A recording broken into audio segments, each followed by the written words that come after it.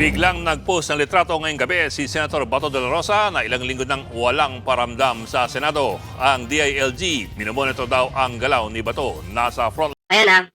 Diyan muna tayo po sa nag-post si Bato de la Rosa. Nag-post.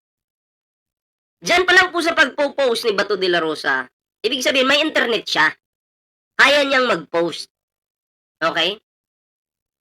Tapos ngayon, sasabihin ni Bato or ng lawyer niya na wala silang communication. Di ba napaka-imposible nun? Nakapag-post ka pa nga, tapos lawyer ka o di kaya lawyer mo yan, tapos wala kayong communication. Anong katangahan yan? Sinong niloloko nyo? Nakasinungaling talaga eh. Diba? Nakapag-post ka, may internet ka. Diba? Hawak mo yung bata, dinamay mo pa yung bata, kawawa naman yung bata. Ikaw yung may problema, hindi yung bata, tapos ngayon gagamitin mo yung bata para kaawaan ka ng mga Pilipino. Diba? Manggagamit ka, pati bata ginagamit mo, hindi mo pinalagpas. Diba? At di umano ayaw lang sa mga namamarites natin dyan, matagal na daw yung larawang yan. Pero, bakit ngayon lang pinost? Oh. Diba? Good evening, BPM. Ayan, magandang gabi din po. Ayan syempre kay Bombi Del Dacan, shoutout po. Bakit ngayon lang kasi pinost? Diba? Ayan, bago tayo magtuloy-tuloy, ayan kung bago ka pa lang dito sa ating YouTube channel, huwag kalimutang mag-like, share, and subscribe para naman po maging updated kayo sa lahat ng mga uploads natin. At eto na, tuloy po natin. line ng balitang yan, Mon Gualvez. Pasado alas 7 ngayong gabi nang biglang mag-post sa Facebook sa Senator Ronald Bato de la Rosa ng kanyang litrato habang may kalong na sanggol. O, diba? Ayan po yung sanggol, yung kawawang sanggol. Nadadamay po sa issue nitong Bato de la Rosa na to. Sanggol yan eh. Diba? Sanggol. Tapos, bakit kailangan mo mag-picture tapos i-post yan? Pero nung wala ka pang warrant sa ICC, ang tapang mo eh. Diba? Para kang kakain ng tao. Pero ngayon, anong ginawa mo? Nang gamit ka ng bata. Marie Vlogs, shoutout to pinost mo pa. Tapos, ang matindi pa dito mga pre, pinost niya po yung bata na hindi naka-blurred yung pagmumuka ng bata. Yung mukha ng bata. Diba? Hindi naka-blurred. Dapat, kung concerned ka lang naman sa apo mo, diba? I-blurred mo lang naman sana yung mukha. Buti pa itong mga News 5, bini-blurred pa yung mukha. Pero siya po, pinost niya po. Hindi po naka-blurred. Bata yan. Diba? So, ano ka ba talaga? Matino ka ba talagang tao? Ha? Hindi ko maintindihan eh. Kung matino ka ba talaga o hindi? Ang caption, "Happy to see you, may apo." Haputis. Ano yan? Parang namamaalam ka na, gano'n. Parang huling ano mo na yan. Pero kayo po ba ay naniniwala na bago lang yung larawan na yan? Kasi may kumakalat ngayon na usap-usapan na ito daw po, itong larawan na to, ay late na daw po pinost ni Bato de la Rosa. Matagal na daw po ito. Ano sa tingin nyo? Ano sa tingin nyo mga pre? O tuloy natin. Hindi malinaw kung kailan kinuha ang nasabing litrato. Pero mahigit isang buwan nang hindi nagpapakita sa Senado o maging sa publiko si Senator Bato. Kasunod Ayan anong sabi ni Susana J, huling yakap na yan sa apo. Ito naman si Nixon na balyador papahamok mo pa ako. O tuloy. dito na mga impormasyong nakatakda ng ilabas ng International Criminal Court o ICC ang arrest warrant laban sa kanya. Kaugnay pa rin ito ng Crimes Against Humanity na parehong isinampang reklamo kay dating Pangulong Rodrigo Duterte na nauna nang nadala sa The Hague, Netherlands. Si De La Rosa ang hepe ng Philippine National Police sa administrasyon ng dating Pangulo. Pero kahit wala pang warrant, kumikilos na raw ang Interior Department. We just want to be steps ahead and we just want to make sure that we know where Senator De La Rosa is kasi he has not been seen in the Senate for some weeks now.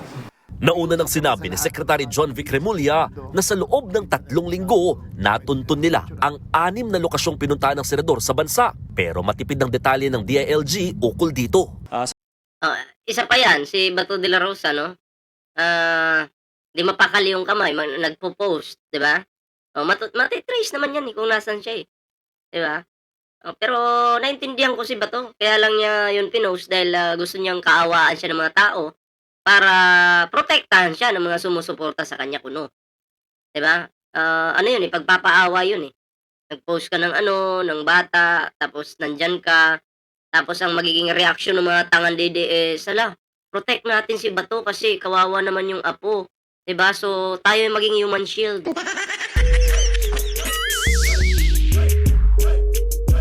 Parang kulang na lang sabihin, gano'n, eh, mga bobo nga sila, eh. O tayo na lang maging human shield kasi kawawa naman si Bato, protektahan natin. 'Di ba? Sa mga bahay-bahay lang naman, I think he's been visiting friends, but he's also Fairly Mustar, shoutout po, been moving around in different vehicles. So we're just trying to keep tabs on him. We don't want to speculate as to what his purpose is in these moves. Sa kabila ng ginagawang paghahanap kay Senator De La Rosa, binigyang diin ng DILG na hindi naman tinuturing na pugante ang senador. Nirerespeto rin daw na ahensya ang paghingi nito ng tulong sa mga korte sa bansa. Sabi naman ng abogado niyang si Attorney Israelito Isa pa to bakit kasi si Turon yung kinuha mo? Turon tuloy. Turyon. Alam mo namang sa 1,000 hahawakan siguro nitong kaso, mabuti na lang may makalusot na isa. Sana Turyon ha, wag mo namang itago sa bunker si Bato de la Rosa katulad nung ginawa mo kay Kibuloy noon. Naalala nyo yung kay Kibuloy, about kay Kibuloy noon, ang sabi ni Turyon, hindi namin alam kung nasan si Kibuloy. Yung pala nasa bunker lang, 'di ba? Sinungaling talaga. Oh, ngayon ha, wag mo namang itago si Bato sa bunker. Dapat sa kagubatan naman. Toryon, nakababahala raw ang pag-verify sa lokasyon ng senador. Yan ay lalo't wala pa naman ngang warrant na ini-issue mula sa korte. Ano mang hakbang daw gaya nito, lalo kung batay sa hinihingi ng isang banyagang institusyon ay malinaw na paglabag sa konstitusyon ng Pilipinas. Siyempre, mali sa pananaw mo kasi dinidepensahan mo si Bato, eh. Mahirap ipagtanggol yung mga taong sinungaling. Yung mga taong alam mong may kasalanan. Hindi ko maintindihan dito kay Toryon. Palagi niyang, paborito niyang ipagtanggol yung mga taong ganyan na kahit alam naman niya na matatalo lang siya dyan. Di ba? Sa bagay kasi, dyan yumaman si Toryon, eh. Di ba? Halimbawa, bigyan ko kayo example. Si Ballpoint Man may warrant. Tapos may pera si Ballpoint Man. Siyempre, magpapakawala ako ng pera sa lawyer ko. Pagtanggol mo lang ako. O ngayon, alam niyo na. Inilapit na rin doon ng kampo ni De La Rosa ang usapin sa Korte Suprema.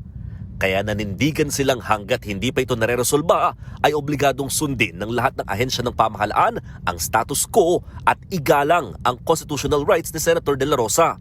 Sa kabila ng impluensya ng senador bilang dating hepe ng PNP, kampante naman ng DILG na gagampanan ng Philippine National Police ang kanilang tungkulin sa posibleng pag-aresto kay Bato. Friendships notwithstanding. Sana malaman natin isang araw na malay mo bukas o sa susunod na buwan.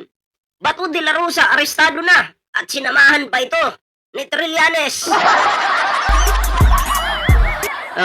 Di masaya. Natupad yung hiling ni De La Rosa, di ba? Trabaho lang naman yan. Sa panig naman ng Senado, nananatili pa rin si Bato bilang miyembro ng Senate contingent para sa Bicameral Conference Committee ng 2026 National Budget. Nananatiling membro at nananatiling tumatanggap ng sahod.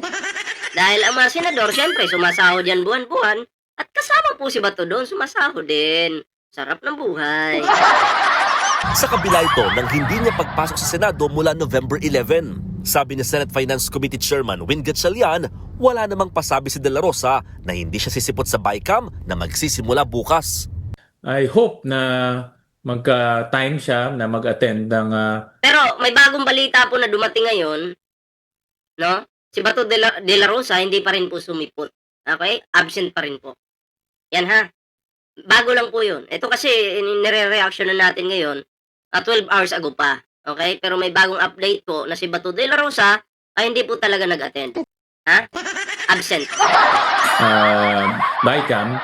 So we're supplying yung kanyang mga staff ng information, nagko-coordinate kami sa staff na. Nagbabalita mula sa frontline. So, yun lang naman yung balita dito, no? Absent pa rin po. Hindi pa rin po pumapasok si Bato de la Rosa. So, kawawa po yung mga Pilipino dito, no?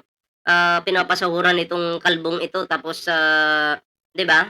Absent ng absent. Pera natin yun eh, yung pinapasahod natin dito sa kalbong to eh, 'di ba? Basta kalbo talaga, may something. Oo. So, anyway, kayo, ano yung reaction nyo dito sa balitang ito? Comment down below para naman po mabigyan natin ng reaction itong inyong mga komento, no? Mabasa po natin. Ayan. So, ayan, bago po tayo mag-move sa next topic natin, and kung bago pa lang dito sa ating YouTube channel, huwag kalimutang mag-like, share, and subscribe para naman po maging updated kayo sa lahat ng mga uploads natin. And syempre, may ano po tayo dyan, ha? May TikTok po tayo dyan, may Facebook, sana po inyong suportahan yan. At magkita-kita po tayo, no? Sa next, next topic po natin. At mamaya pala, may live po ako sa Bingador, doon po tayo magkita-kita. So move na po tayo sa next topic, mga pre. Abangan nyo po mamaya, siguro mga alas 9 or di kaya, 9:30, ganun. Okay?